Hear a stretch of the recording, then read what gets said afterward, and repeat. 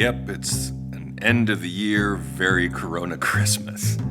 I wasn't sure if I was going to do a podcast or do any sort of video thing before the end of the year. Life is crazy. I think it is for all of us. And I was just going to hunker down, get a few gifts for the people you love and try to process how the year has gone. And, the memes for 2020 are an endless well to draw upon, not one of inspiration, mind you. But what is the new term they're going to add to Oxford or Webster's this year? Doom scrolling. I think we've all done it. I am guilty of it.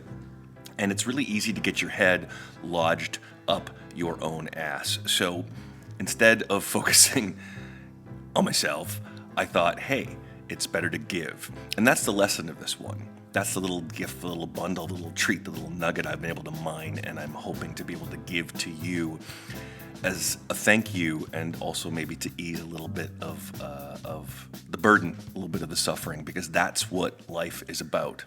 I had to be reminded of that.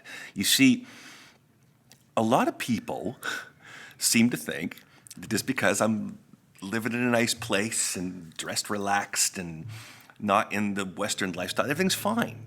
Oh, it must be great. We've seen your sunset shots. We've seen you walking around the rice fields. We've seen you on the beach. Must be great. Come on, man. It's social media. Even when we try to be sincere and authentic, you're still kind of putting your best foot or face or whatever forward. And there was a period of time this year, I don't need to go into crazy details, but let's just say shit got real. Things got dark. It was the spring. It was after lockdowns really started here and curfew from 10 at night till 5 a.m. And some bad personal stuff happened. And it got so bad, in fact, that I snuck into a cafe that had good Wi-Fi at 5 in the morning. I sat in one of the outdoor chairs here on my little island in southern Thailand. And I popped open my laptop. And it's hard to admit, but yeah, I started looking for crisis hotlines. Surprisingly enough, even with my bouts of the capital D depression, I have never done the crisis hotline thing. And for some reason, here I was in the middle of nowhere in the Eastern Hemisphere with Google Call opening and thinking, okay, well, I'll call the crisis hotline back in Canada, or I'll try one in Europe, or maybe if the time zones aren't working, Australia, Philippines, Indonesia, something. And as I was gripped with this despair, this dread, I am locked in a hopeless situation feeling there is no way out. It's a lost situation. It's full-on Star Trek II, Kobayashi Maru. I think I've mentioned that before, that term. You nerds know what I'm talking about. I'm making these calls, and every single hotline, I think I tried contacting like 8 or 10 of them. Every single one was either a busy signal, which was interesting on its own, or we're sorry, we cannot connect you right now, or the service is burdened right now, or this service has been canceled right now. Have you tried, improving your diet and exercising? Go see your physician for some medication that might help in the short term, all of these things. And the despair grew exponentially with each call, and then suddenly it broke. It crashed like a wave on a rocky shore. And I swear to you, friends, I just started laughing. I was howling at the absurdity of this situation, of the trapped rat feeling I had, and I imagined myself just like scurrying around the cage and shaking the bars and screaming at the gods, and this isn't fair, and how funny this would be if I wasn't stuck in myself and had the perspective from the outside. This is hilarious. Look how pathetic this dude is. And I wasn't lacking empathy for myself. Like, I genuinely care for the suffering of others. When my friends are hurting, when I'm doom scrolling on Facebook or Twitter or something, or Instagram, and I sense that someone's having a rough go, my first instinct, more often than not, is to not just be like, oh, give a like, but is to actually reach out privately and go, is everything cool? And there was this, no better way to put it, there was this whiny, selfish kind of part of me going, how come no one's reaching out to me? Why is no one checking in on me? I'm giving the hints. I'm putting up little quotes, and I'm taking memes, and I'm putting up stuff from like Tiny Buddha and like, sadness and this and that. Don't want to help. Well, everyone has their own shit, and everyone was going through their own shit this year, and everyone had to lodge their heads firmly up their ass because that was the pressure coming from the outside. It wasn't making us into diamonds. It was bending our bodies down and popping our heads up our bums collectively. And that's when I started to get it. When you're really caught in the gravity of things, when you're snared by the event horizon of the massive black hole of a bad situation, of the inevitability that suffering's going to come in life, it's really fucking easy just to wallow. It's really easy to fall for your own press and go, me, doom, doom, doom, I am suffering, my suffering. And here I am, I had this podcast, Buddha and the Slut, and I sometimes express the slutty side more than the Buddha side. But the truth of the Buddha side of my time in Asia is that attachment is the root of suffering. And it is so easy to get attached to one's own state of mind, i.e. one's own perspective, i.e. one's own suffering. We become attached to it. We end up loving it. Oh, poor me. I'm not victim blaming or victim shaming. All right, situations do trigger suffering, but we hold on to it. We start to make it define us as opposed to just doing that whole Eastern thing of it's weather and it's going to pass, right? Watch it like clouds and like rain. Eventually sun comes back. Don't get attached to either, not the good or the bad. But I think what happened earlier in the year, as I was feeling the absurdity of all that and the suffering surrounding all of that, I'm like, well, I need to do something. I need to distract myself. I didn't have the energy to exercise. I didn't have any money whatsoever to go out and try to distract myself with retail therapy. I was losing weight because I was so depressed. I didn't want to eat more than once a day at most just to function. But I did feel the urge to start making stuff again. And that's the thing about being creative.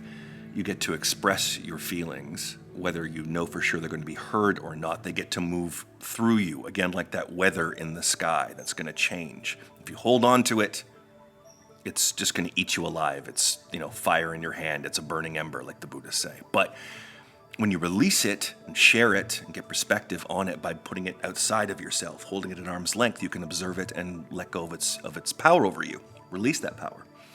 And that's what creativity does. But I was missing the other part of the equation. You see, there are two, this is your gift, okay? At least what I've found, and it's been really reinforced in 2020, so bear with me. There are two ways to crawl out of the hole, to launch out of the hole, to break free of the event horizon of that goddamn black hole. One, create. And two, serve. Now, let me give me some perspective on this. Like I said, I was a bit sad. Poor me, self-piteous that more people weren't getting in touch. And I made a few posts that were basically like reaching out, going, please get in touch. And not many did. But then I flipped the script a bit in the fall and said, okay, well, treat it like parenting. The best goal you can have if you're going to be a parent, I think, is to try to make up for the mistakes of how you were raised, right? You want to give your child, give your loved ones, I think just in your life in general, you want to give people maybe what you didn't receive. So instead of saying, oh, poor me, I'm not receiving this, I just flipped the script for a bit and said, okay, I'm going to show some care and some compassion, some empathy, and most importantly, capital A, attention to others right now. Serve in a little way. And I reached out and said, hey, how are you doing, to a bunch of people? And they opened right up. And then eventually, at least with the majority, with the kind ones, they would come back at the end of their release, their purging, their sharing, their vulnerability, say thank you, and then go, how are you doing? And for a handful of them, I told them. I shared how I was doing. And they're like, I had no idea. They all were like this. I had no idea. I just assume your life is, sunshine and roses and blowjobs. It must be amazing over there in Thailand. you seem fine. And again, I laughed at the absurdity of it. Because the truth is, right now, especially, none of us are fine. You know, I have a few friends who might have like excellent relationships and connections with their families and incredible jobs, and like they swing with their wives or husbands and everything's fine. Those are the exceptions to the rule. Everyone else I know is putting on a brave face at best. Everyone's suffering.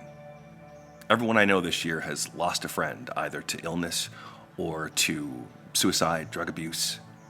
The suicide rates around the world have skyrocketed. I'm not sure if you've read that recent story where in 1 month, the suicides in Japan outnumbered coronavirus fatalities for the year. That's saying something. It's something we don't talk about. Like, well, you should just toughen up then. But meanwhile, wash your hands and social distance and wear a mask and prepare for a vaccine. That's a talk for another day, obviously. But reaching out, giving people what I wanted from myself, and getting back a little bit of that reminded me again that, okay, here's the ladder out of the hole, all right? Serve. Give to others. Put others first. It gets you outside of yourself. And then at the same time, you can create. You're making something to express yourself for others, to give them perspective so maybe they don't experience suffering in the same way you did. Maybe you're giving them the blueprint or the equation to solve their suffering from your experience. By getting out of yourself, you're going to help others. And what happens in a selfish way as a byproduct is that you end up feeling useful. You end up feeling valued. And most importantly, what we all long for as human beings on this spinning rock in space is you get to feel like you matter. That's all we want in the end, right? That's why we make stuff, so people like our art and feel like they're closer to us, and we feel like we're seen and heard and understood. We matter. Or you do your hard job and you work your ass off and you're ambitious and you make money, and those pieces of paper, that designation of social status with the economic system makes you feel like you matter. Or you build a great family, or you volunteer in your community, or you take care of stray animals, or whatever you do to feel like you matter. You crochet. It doesn't matter. You're making something. You matter. I'm doing this now because in the last few weeks, I've had friends that I thought were okay, that I thought were fine here on the island, and a few online, kind of approach me in a quiet moment, in an apprehensive moment, in a darker moment, and go, I've been feeling really low lately. In fact, I was even the other day just Googling, easiest ways to end it all, to finish this game I'm stuck in, or medication alternatives, or, what's the best prison to get put into where I'll be fed okay and not get raped? That type of stuff. People just giving up. And I found myself saying this to them. Express how you're feeling with no expectation attached that people will understand, but just express it. Create. Write. Make music. Dance. Build. Do something with your hands. Bake. I think it's where all the baking craziness came from earlier in the year. People just needing to get something out of themselves and then consume it back in. It's the cycle of life. But more importantly, serve. Find people who probably feel the way that you do and give to them what you wish you were receiving. That's the lesson, because you'll make them feel better. And in turn, you will feel more valuable and authentically deserving of being alive. Create, serve, but then coming full circle to that time at that cafe at 5 a.m, do not forget to laugh at the absurdity of it all. It's absurd. It's a joke. It's a game. I'm not trying to be a nihilist here. It's just that the meaning of life is the meaning that we give to it. And I would hope in my heart of hearts that the meaning that we can give is compassion and caring love for others, and an end to suffering. So when you're feeling alone this holiday season, Christmas, Hanukkah, Kwanzaa, whatever you want to call it, whatever it's important to you, when you're feeling alone, when the rules are keeping you from your family, when you're concerned that no one knows you truly or how you're feeling or if you matter or not, express it in your own way. Share it with the world. Throw the rock into the water and watch the ripple, expecting nothing back. And I have a very strong hunch when you do that, with your heart focused on service and helping others and easing their pain, that ripple goes to the end of a lake and with the laws of physics ripples right back to you. Happy holidays. Lots of love. And more soon.